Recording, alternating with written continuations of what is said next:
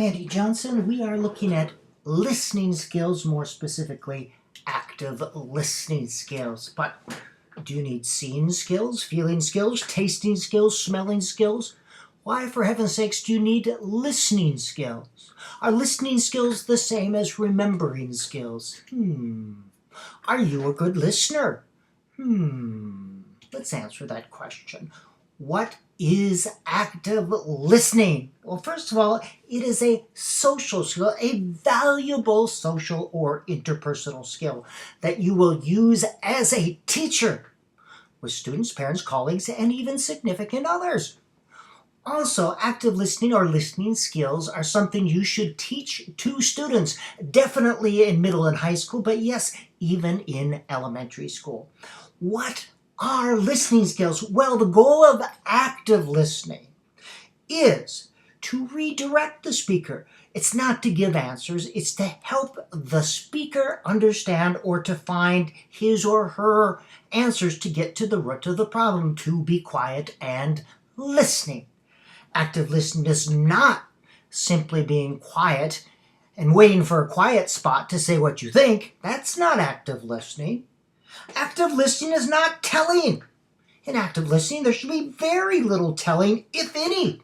There should be a lot of questions, a lot of questioning, a lot of transmission-received responses.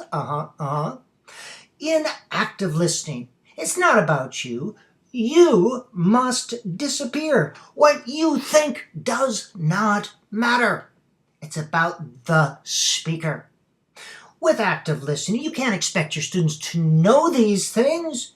You need to use some direct instruction with your students to teach them these skills and provide opportunities for them to practice, listening practice. And I'm going to show you how to do that in just a minute. But before we get there, active listening starts with an internal attitude. Adopt an inner state of unconditional positive regard. You accept the person. Doesn't mean you have to accept the behavior, but no judgment. Keep your face neutral, responding, accepting. Judgment and critical thoughts are communicated non-verbally. So you have to get that mindset before you are able to listen and be fully present. Judgment or prejudgment means you've already made up your mind. You can't fully listen. You have to be an empty cup. If you have preconceived ideas, you're not able to accept the new wine without it being diluted. You have to empty your cup of preconceived ideas and judgments to fully listen, to fully respond.